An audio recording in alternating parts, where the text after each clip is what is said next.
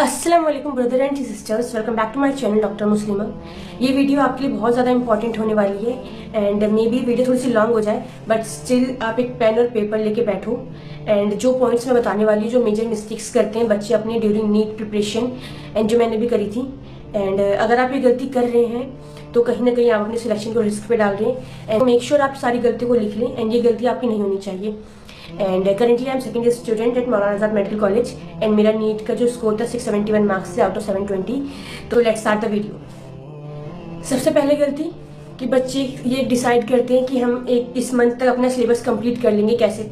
जैसे कि मान लो उन्होंने डिसाइड किया कि दिसंबर तक या जनवरी तक हम अपना सिलेबस कंप्लीट कर लेंगे एंड उसके बाद रिविजन करेंगे, देन फुल सिलेबस का मॉक टेस्ट देंगे, फिर टेस्ट से पेपर देंगे, प्रैक्टिस करेंगे। ये सबसे बड़ी गलती है। ये गलती बिल्कुल मत करना। अगर अभी कर रहे हो अभी भी इसको ठीक कर लो। एंड लास्ट के टाइम बहुत सारे मैसेजेस आते हैं, अपना सिलेबस कंप्लीट कर लिया बट मेरी रिविजन नहीं हुई, अब मैं रिविजन कर रही हूँ कर रहा हूँ तो पूरा न्यू लग रहा है। तो ये गलती नहीं करनी, प्लीज़ ये गलती मत करना। अदरवाइज ऐसा होगा कि आपने इतनी मेहनत करी, लेक्चर्स देखे, नोट्स बनाए, बट आपका सब पढ़ा हुआ वेस्ट हो जाएगा। एंड ये मैं कई बार बता चुकी हूँ ये चीज़। तो आपको ये करना है कि आपका सिलेबस अगर दिसंबर में ना हो कि जनवरी में एंड होगा, फरवरी में एंड होगा, प्रॉब्लम नहीं है इसमें, क्योंकि ये है कि आप सिलेबस थोड़ा सा डिले कर देना बट रिवीजन साथ साथ करना, क्योंकि अदरवाइज लास्ट में इतना सारा जब आप रिवाइज करोगे तो नहीं होता। तो डेली थोड़ा एक्स्ट्रा टाइम रिवीजन के लिए निकालो एंड थोड़ा सिलेबस का थोड़ा कम कर दो चलेगा, बट रिवीजन साथ साथ करनी है, ये गलती नहीं करनी। सेकेंड गलती कि आप एक सब्जेक्ट को प्रायोरिटी देने लग जाते हो बस। लाइक अगर आपको मान लो आपकी फिजिक्स वीक है तो आप सिर्फ फिजिक्स कर रहे हो एंड कभी कभी ऐसा होता है कि मान लो आपकी बायो अच्छी है तो आपको सिर्फ बायो करने में इंटरेस्ट आ रहा है तो आप बायो कर रहे हो। ऐसे बिल्कुल नहीं करना एंड तीनों सब्जेक्ट को प्रायोरिटी देनी है। एटलीस्ट पर डे 2 सब्जेक्ट को जरूर करना है। मतलब आज फिजिक्स बायो तो next day bio chemistry and ऐसे करना है। मतलब बायो को तो डेली रख सकते हो एंड ये कि बायो को कम टाइम दो, फिजिक्स को ज़्यादा टाइम दो and then next day bio को थोड़ा कम टाइम दो, केमिस्ट्री को ज़्यादा टाइम दो। तो ऐसे करना है। और तीसरी गलती जो बच्चे करते हैं कि कभी कभी हम किसी चैप्टर में ना बहुत ज़्यादा डिटेल में जाने लग जाते हैं। पर्सनली ये गलती मैंने बहुत करी थी अपने टाइम पे। जैसे मान लो इलेक्ट्रोस्टैट है तो फिजिक्स का मेरे को ऐसा लग रहा था कि इतनी डीप में कर लूँ, इतने अच्छे से कर लूँ कि कोई भी क्वेश्चन आ जाए कर लूँ। ये अभी आपको नॉलेज तो अच्छी बात है बट अभी आपको सिलेक्शन चाहिए। उसके लिए ये नहीं है कि आपको कोई भी क्वेश्चन आ जाए कर लूँ। आपको जो सिलेबस का क्वेश्चन आना चाहिए कि सिलेबस का क्वेश्चन आ जाए वो मैं कर लूँ, नीट में जो क्वेश्चन आए वो मैं कर लूँ, ये होना चाहिए आपका माइंडसेट। मेरा माइंडसेट ऐसा था पहले कि कोई भी क्वेश्चन आ जाए मैं कर लूँ, ऐसा सोचती थी। टाइम वेस्ट होता है इसके चक्कर में, तो सिलेबस भी कंप्लीट नहीं हो पाता अच्छे से और इवन तो आप इतने डीप में कर रहे हो बस आपको वही क्वेश्चन हो पा रहा है, आपसे वो समझ आ रहा है बट रियलिटी में जब आप तो इजी भी करोगे ना वो भी नहीं हो पाएगा आपसे। तो इतने डीप में नहीं जाना, एक उतना ही पढ़ो जितनी आपकी नीड है अभी।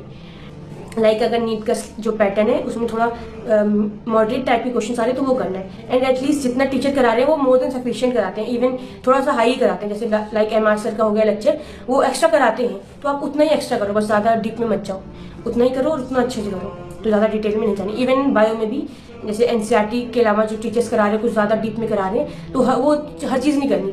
आप एनसीईआरटी के लोगों बैठो और उनके नोट्स के लोगों बैठो तो रिलेट करो कि कुछ एक आइडिया लग जाता है खुद तो कि यहाँ कुछ ज़्यादा ये एक्स्ट्रा जा रहा है, वो नहीं करना। एंड इवन मैं शेयर भी कर दूंगी टेलीग्राम पे अपनी, मैं टेलीग्राम आईडी दे दूंगी, आप उसमें देख लेना।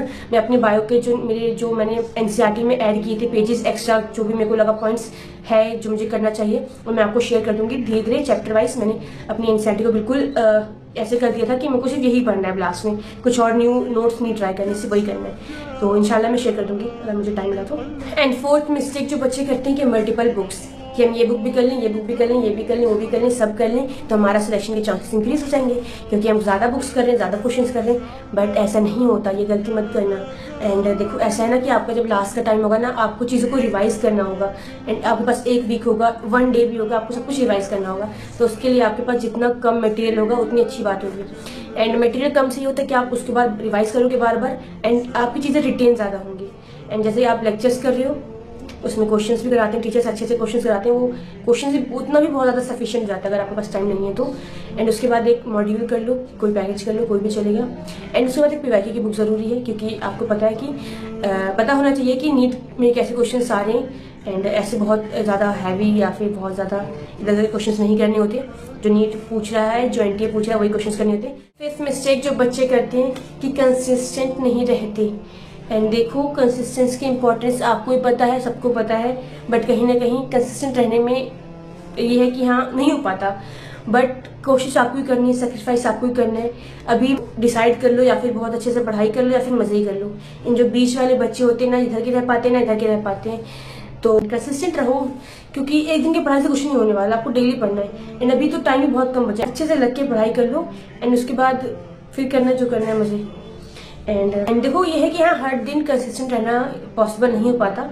कभी कभी लगता है कि आज पढ़ने का मन नहीं है, बट फिर भी उस दिन भी पढ़ाई करनी है। उस दिन आप ये कर सकते हो कि पुराना रिवाइज कर लो ज़्यादा से ज़्यादा, एंड न्यू नहीं पढ़ने का मन है तो एंड कुछ जो सब्जेक्ट आपको पसंद है उसको पढ़ लो। एटलीस्ट वेस्ट ना जाए, कोई भी डे वेस्ट नहीं जाना चाहिए। आप इस कंपटीशन में एक दिन, इवन 1 मिनट भी आप वेस्ट करना अफोर्ड नहीं कर सकते। सो कंसिस्टेंट रहो। 6th मिस्टेक जो बच्चे करते हैं कि रिवीजन लास्ट पे छोड़ देते हैं कि सिलेबस कवर कर लें, रिवीजन लास्ट में करेंगे। ये गलती मत करना, क्योंकि रिवीजन जब तक आप स्टार्टिंग में नहीं करोगे ना तो लास्ट में आप रिवीजन कर ही नहीं पाओगे। तो आपको ट्राई करना है कि आप अगर जितना भी पोर्शन पढ़ रहे हो उसको रिवाइज करते हुए चलना है। सो ये गलती नहीं करनी, अभी से ये गलती अगर कर रहे हो तो सुधार लो। एंड रिवीजन के ऊपर मैंने डिटेल वीडियो बना रखी है, मेरी लास्ट वीडियो आप चेकआउट कर सकते हैं। एंड 7th मिस्टेक जो बच्चे करते हैं कि ये सोचते कुछ चैप्टर स्किप कर दें, ये चैप्टर ना करें तो ये चलेगा क्या। देखो अभी का जो टाइम है ना कि एनटीए का कुछ डिसाइड नहीं समझ आता कि किस चैप्टर से कितना weightage they they. And even ऐसा है कि कोई कोई चैप्टर से कभी कभी बहुत इजी क्वेश्चन आ जाता है जो हमें लगता है टफ है, क्योंकि जैसे रोटेशन से नॉर्मल टॉर्क वाले फॉर्मूले पे क्वेश्चन आ गया तो इजी हो जाता है। तो ऐसे आप कोई भी चैप्टर छोड़ना एफर्ट नहीं कर सकते, आपको सारे चैप्टर करने हैं। बट हाँ, ये कर सकते हो कि एक प्रायोरिटी दे दो कि हाँ ये इंपॉर्टेंट चैप्टर इसको पहले करेंगे, फिर इसको करेंगे, फिर इसको करेंगे, देन इसको करेंगे। बट करने सारे चैप्टर है, आपको इस चैप्टर स्किप नहीं कर सकते, ठीक है, कोई भी चैप्टर स्किप नहीं करना। एंड इसके बाद जो मिस्टेक्स बच्चे करते हैं कि मॉक टेस्ट नहीं देते। देखो पर्सनली मैं बता रही हूँ, जो मेरा सिलेक्शन हुआ है 2023 में, कि मैंने सिर्फ अपने उसी अटेम्प्ट में मॉक टेस्ट दिए थे। एंड उससे पहले जो मैं देती थी नीट के एग्जाम के आती थी, मैं कोई टेस्ट देके नहीं देती थी, प्रैक्टिस नहीं करनी थी। इस वजह से मेरे मार्क्स 580 570 पे ही रुके रह गए थे। एंड जो मैंने जंप किया 580 से 671 मार्क्स का, ये इसी वजह से हुआ क्योंकि मैंने ऑफलाइन टेस्ट सीरीज ज्वाइन करी थी। एंड मैंने बता दूं मैंने LN की ज्वाइन करी थी, मुझे काफ़ी अच्छी लगी थी। एंड कोई प्रमोशन नहीं है ये, एंड काफ़ी हेल्पफुल थी मेरे लिए वो। एंड मॉक टेस्ट का बहुत ज़्यादा ही रोल था, क्योंकि आप वो 3 घंटे बैठ के टेस्ट देना, आपके ऊपर वो प्रेशर आना, आपके जस्ट नीट के टाइम जाके वो प्रेशर हैंडल करना टफ हो जाता है। आप पहले से वो करते हुए चलो तो नीट के पेपर थोड़ा इतना फिर वो प्रेशर नहीं रहता उस वक्त। तो मॉक टेस्ट ज़रूर दूँ। एंड ये मत सोचो कि आप 3 घंटे टेस्ट देने के बजाय आप उतना पढ़ाई कर लो। मैं भी सोचती थी, बट ये बेवकूफ़ी है आपकी अगर आप ऐसे सोच रहे हैं तो, क्योंकि आप जो पढ़ रहे हो आप जब तक देखोगे नहीं आपका क्या रिजल्ट आ रहा है, आप कहाँ लैग कर रहे हो, कहाँ पे कमी आ रही है, तब तक कोई फ़ायदा नहीं है। एंड मॉक टेस्ट करते वक्त फिर जो गलतियाँ आप कर रहे हो उसको जब तक ठीक नहीं करोगे तो कोई फ़ायदा नहीं है। हाँ, और ये नेक्स्ट मिस्टेक ये कि जो बच्चे मॉक टेस्ट दे रहे हैं तो उसका एनालाइज भी करो। एनालाइज करो कि आपने ये मिस्टेक्स करी, उसको नोट डाउन करो। एंड नेक्स्ट टेस्ट में वो मिस्टेक नहीं होनी चाहिए, ये मेक श्योर करना। एंड फिर वो नीट वाले दिन होने के बहुत कम चांसेस होंगे। एंड नेक्स्ट मिस्टेक जो बच्चे करते हैं कि सिर्फ लेक्चर्स देखते रहते हैं, उसको प्रैक्टिस नहीं करते क्वेश्चंस को, ना फिर रिवीजन करते हैं। तो लेक्चर्स देखो, साथ में रिवीजन भी करो, फिर देखो भी पीछे क्या पढ़ा आपने क्या नहीं पढ़ा। सिर्फ कॉपी भरने से कुछ नहीं होने वाला। एंड सिर्फ आप ही कॉपियाँ भरेंगे, नोट्स बनेंगे, वो नोट्स आपको किसी काम के नहीं आएंगे आपके नीट वाले दिन। तो उसको अच्छे से यूटिलाइज करो उस नोट्स को। आपने इतनी मेहनत से टाइम देके लेक्चर्स देखे बनाए हैं तो उसको यूटिलाइज करो। एंड उसके बाद नेक्स्ट करते हैं कि वन शॉट से कर लें ये लेक्चर, ये वन शॉट से कर लें, जल्दी खत्म हो जाएगा तो सिलेबस खत्म हो जाएगा। ये चक्कर में मत पढ़ो अभी। अगर आप फर्स्ट टाइम कर रहे हो तो प्रॉपर डिटेल करना है। एंड अगर आप ड्रॉपर हो देन आपको पता है कि ये चीज़ मुझे आती नहीं आती, कि मुझे ये चीज़ मुझे आती है तो मैं वन शॉट से कर लेता हूँ, दैट इट्स फाइन। बट अगर आपको नहीं आती तो डिटेल लेक्चर करना बहुत ज़रूरी है। डिटेल और वन शॉट में डिफरेंस होता है, एंड वन शॉट से सिलेक्शन नहीं होता। एंड वन शॉट को आपको वाइजली यूज़ करना होता है। लाइक मैं जब ड्रॉपर थी मुझे पता था कि मान लो कोई चैप्टर हो गया, बायोटेक्नोलॉजी हो गया, मुझे आता है, मुझे पता है, तो मुझे सब कुछ पता है मेरे माइंड में। ऑब्वियसली हमें अपना पता होता है कि मुझे आती हैं चीज़ें, तो मैं वन शॉट बस कर लेती हूँ तो हो जाएगा। तो मैंने वन शॉट कर लिया। जैसे ऑर्गेनिक हो गई, मेरे पास प्रॉपर नोट्स बने हुए थे, मेरे सब कुछ तैयार था। बस ये था कि क्वेश्चंस कुछ देख रही थी, कैसे कैसे क्वेश्चन आ रहे हैं, इसके लिए मैंने वन शॉट्स कर लिए। तो उसमें टीचर्स क्वेश्चन करा रहे हैं, क्वेश्चन का तरीका देख लिया। एंड इससे होगा एक बार पूरा मेरा पूरा सिलेबस एक बार फटाफट गो थ्रू हो जाता है।